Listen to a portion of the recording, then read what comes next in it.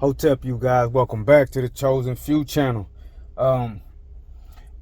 In our history, it was a very serious and concerted attempt made to destroy the life, legacy, names, memories, and livelihood of our ancestors. They were denied the right to be human. They were denied to be what God created them to be. And so one of the things that I like to do on this channel is give life and voice and names and stories back to our ancestors. And one such ancestor who died a horrendous death at the hands of degenerates was the ancestor Joseph. And this is the account of his vicious murder and the great escapes for slave narratives. Now, he suffered this fate, mind you, because they said that he was convicted of murder. The details of the murder, I don't really know, but I'm 100% sure in my own mind and in my own heart that murder was clearly justified. Any enslaved person that commits murder is justified. You know, anything is on the table to get out of that condition.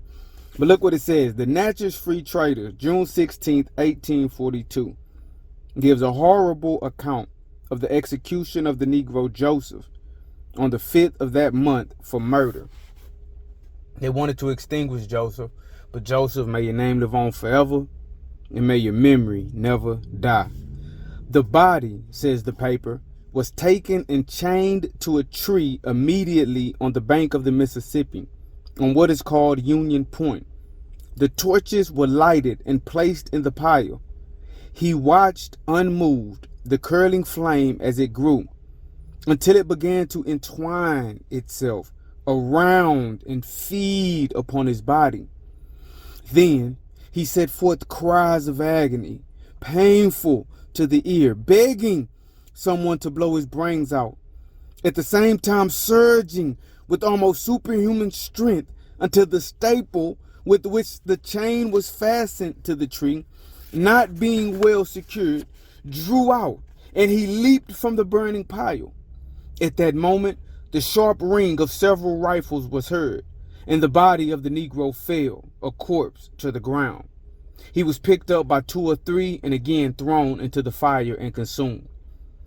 Another Negro burned.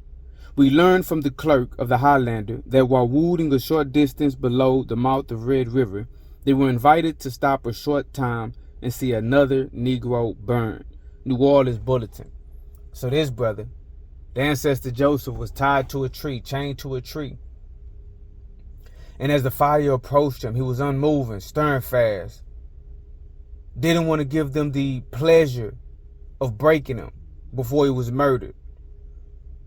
Trying to go out and going out a soldier. But as the fire began to wrap around his body and entwine with his flesh and begin to burn and peel and sear and cook and scorch, he screamed out in agony as anyone would. And then he began to jump and jerk and pull and tug with almost superhuman strength, infused with adrenaline and strength. And he pulled the pin loose from the chain that was connected to the tree and was able to leap from the flames. And as soon as he did, he was shot. Oddly enough, he was begging for someone moments before jumping out to blow his brains out. And then when he jumped out, he was shot and he died, and he didn't have to continue to suffer being burned to death. And actually being shot was more mercy than being burned. But then 2 or 3 people came, picked him up, and tossed the body in the flames. The body.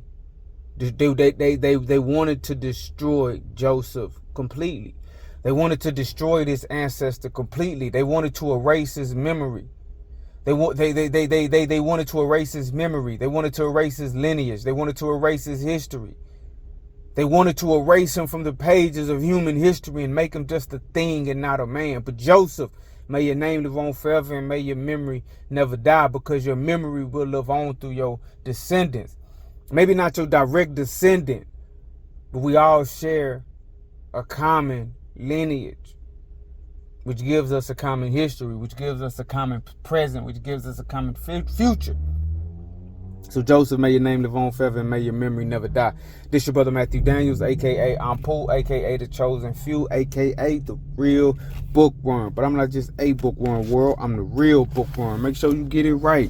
And as always, may your name live on forever, and may your memory, family, never die. Y'all click the link in the description and y'all go get those books, man. I got 4 books out: Suicide Note, Thicker Than Water, Big Game Hunting, and My Beautiful and Loving Wife, all by Matthew Daniels. Available on dandyandbigherm.com and Amazon. Y'all get those books. Hotep, I'm out.